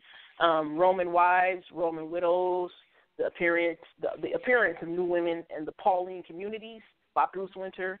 After Paul left Corinth, the influence of secular ethics and social change by Bruce Winter, and Divine Honors for the Caesars, the First Christians' Responses, also by Bruce Winter. I just wanted to put that out there as for reiterating the sources. If anybody wanted to know where I was getting the resources for this topic. But yeah, I think Brother Mercy was talking about 2 Corinthians chapter 3. He was talking about verses 12 to 17, 12 pretty much to 16 with the veil. Yeah, I understand that in its context. And I definitely think about that. That's pretty much another light outside of what we're talking about. And that's why I wanted to bring this topic up, because when we go into certain things of Paul, good to know what political constraints were involved with the laws of the land and certain things. There were times that Paul was talking about a literal head cloth that had to do with a law of the land. And then in 2 Corinthians chapter 3, we're talking about something of a veil that Moses put on his face, because, you know, after the Most High was talking to Moses, he would come down and talk to the people, and his face was shining. He didn't even know his face was shining, so he put a veil on his face. You know what I mean? So now we got two different elements here. We got a veil being put on the face, because some people can't, you know, fathom to see past what they need to get to the ultimate goal down the line. And then we got a literal cloth being put on the head to signify that you're married. So that's two different things. So we got to be able to differentiate and distinguish between the two, and actually try to get to some sort of reading comprehension, especially when we're dealing with a first century AD book. And pretty much like, you know, the kind of shot first century AD book, as opposed to going all the way back to, you know, 4,000, 3,000 BCE. You have to put ourselves back in that mind frame, trying to put ourselves back in that light, and understand these people were being talked to at that certain time. You know what I mean? With different elements and different areas to examine. You see what I'm saying? You see what I'm saying? So yeah, every time we talk about a veil, it may not necessarily be a veil on the head. Sometimes it's a veil on the face. Sometimes you know, you could talk about a veil in marriage. You know what I mean? Where I could talk about that too. That can come out at a later subject, but there's something called veiling the bride. That's pretty much what we get from the Romans as well, the law of the land of the Romans. So, but that's all I had to say. Unless you want to. Yeah, we do have a caller standing by. We have another caller standing by. Okay, bring in the call. All right, let's go to 403-888, your line. Hi, good evening. Hello, Sal. Thank you very much for taking my call. This is Brian. You may recall I'm calling from Lethbridge, Canada. I occasionally listen to your show. Really missed you while you were off the air, and so glad you're back. And I wish you every good health, and may God bless you. Is there time for a question or two, Sal? Yeah, you got it. You got the fourth. Is there still time? Okay. I was unable to get people's names because I couldn't tune in at the beginning of the show. But for the woman that was teaching, that was speaking about the passage in Corinthians, I just wanted to see if I do understand where you're going with your explanation of the historical setting.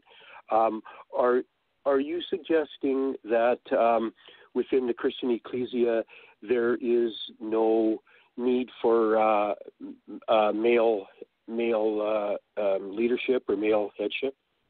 I'm not sure if that's what your point was, or if it was just the history behind this passage. What was your goal in bringing that out?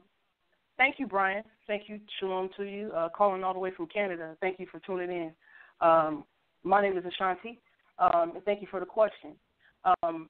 what secular history is suggesting is that the male headship thing is a misunderstanding. It does come from a misunderstanding from the word head in first century AD, as opposed to what head in our English vernacular means in the 21st century. We definitely have a misunderstanding on that. I definitely understand how some people run their households, and I'm not taking that away. This is just for those who have ears to hear. I actually got corrected, and I was happy to get corrected, but that's where my heart is at. I actually study biblical Greek and I study biblical Hebrew, and I try to actually study how things are written. What headship is or male leadership is. If somebody wants to adhere to their understanding of that, I'm definitely all for that. But in Genesis 3:16, I know some people say, well, Eve, your desire is going to be for your husband, and he shall rule over you. Okay, these are consequences. These are as a result. That is a description, not a prescription. That is first and foremost the Most High directly talking to Eve. Eve was told, because of this, the result is this. This is not how it looks as though we see in Genesis chapter 1 and chapter 2, right? So we understand a commandment.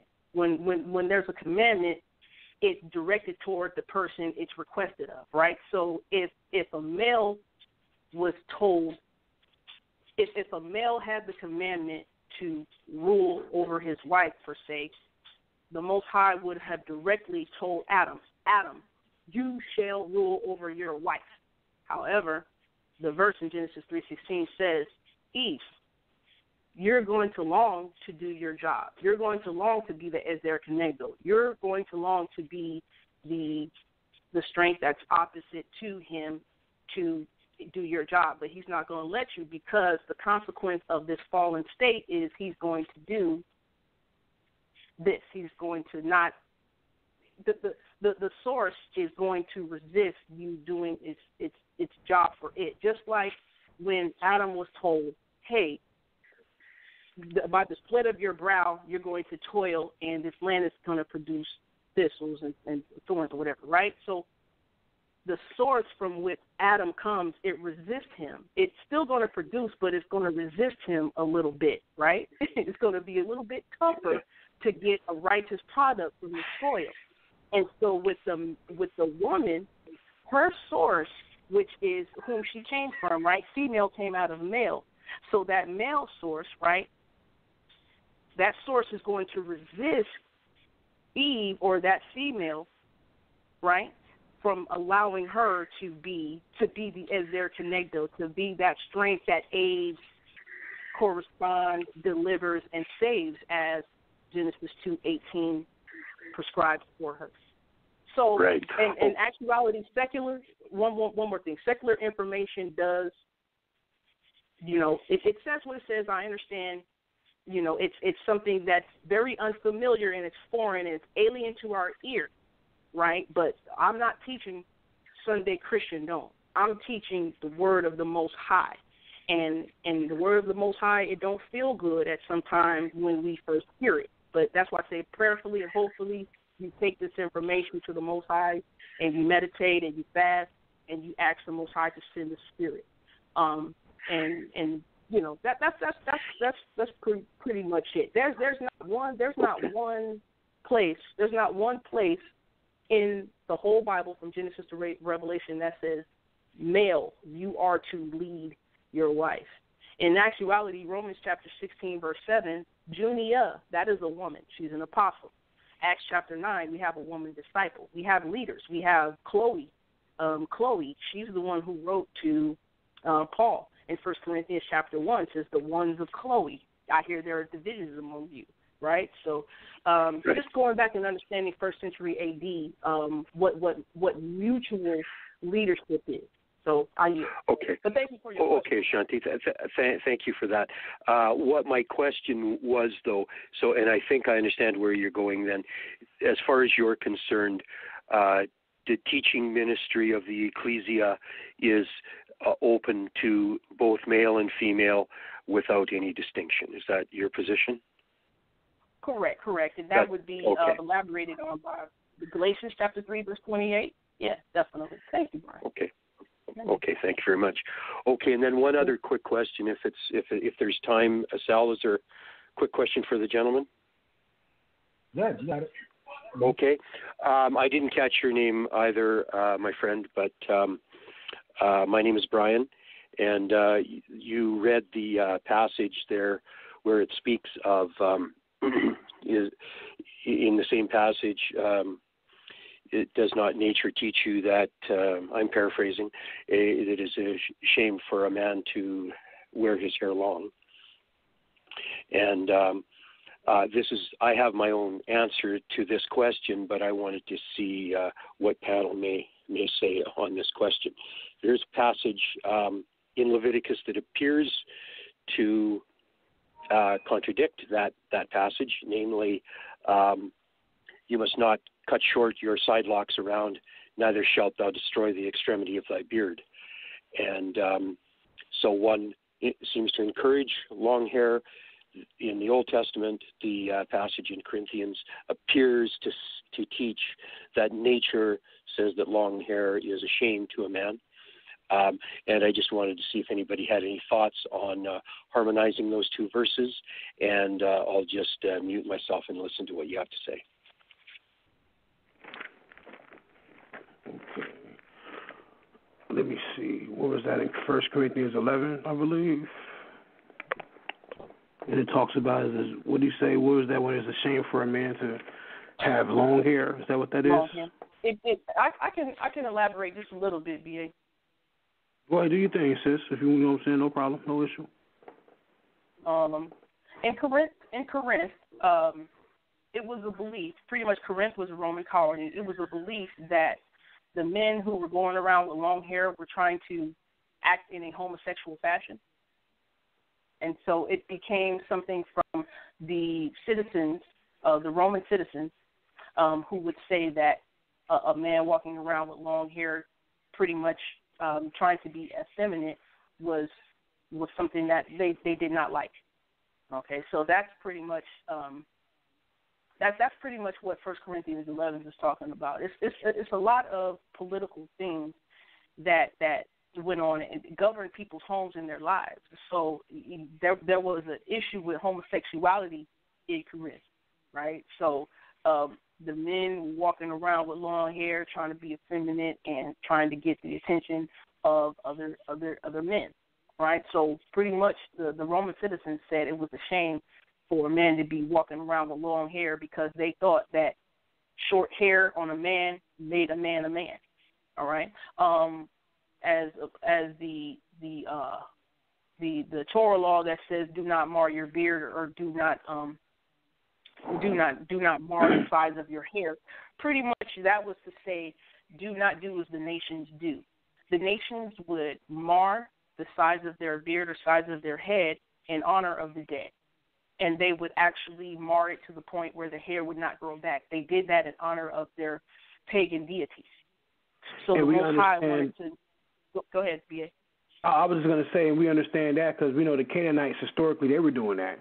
Those outside tribes, those outside nations who were living, not living in Israel, but the other nations that were living among them in other regions, those were traditions that they were doing. They were shaving and marring their heads and keeping beards and things of that nature.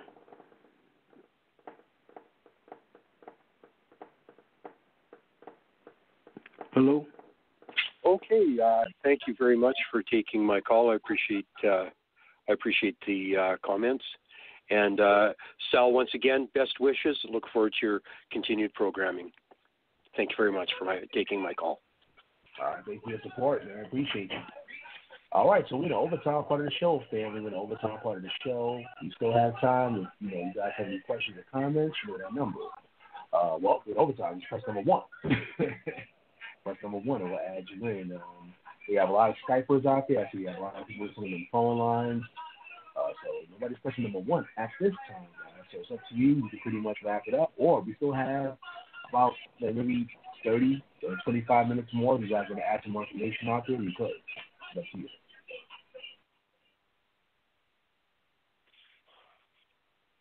All right.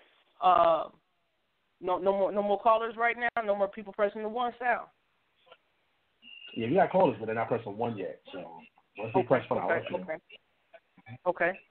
I'm pretty much done with what I had to say, unless BA want to bring out some more, or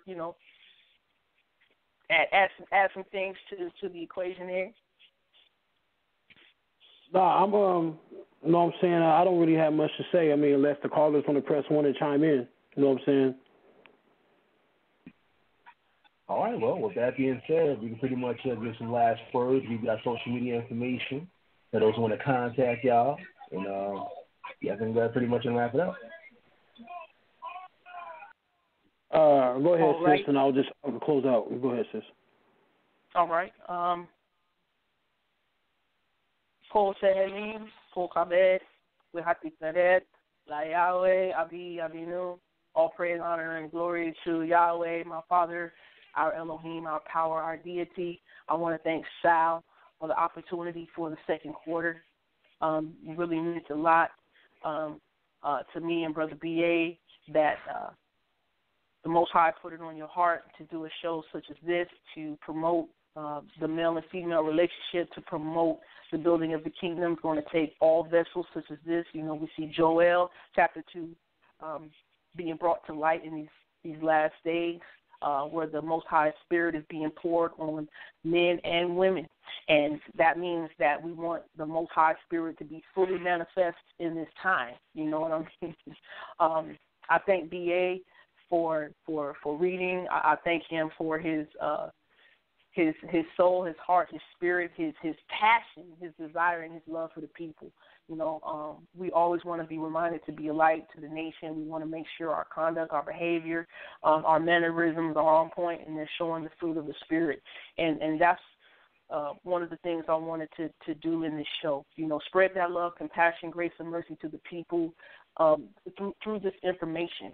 Some of this, is foreign, like I said. It's unheard of. When I first heard of the stuff I was bringing out, it pretty much shook me up. It shook me up a lot. But with love, we get corrected, and I'm open to correction. That's how we grow. That's how we progress. That's how we don't remain stagnant, and that's how we get closer to the Most High, and that's how we sustain that personal relationship with the Most High, when we're willing to be broken down and allow the Most High to build us up. He's the potter and we're the clay. And with this type of information right here, man, I mean, when you break down the falsehood, when you break down when you break down the ill will toward one another, we can actually have meaningful relationships with men and women, and we can see the Most High Spirit manifest. We can see that kingdom actually being played out on earth, right? So, Sal, thank you, BA, thank you to all the listeners, thank y'all.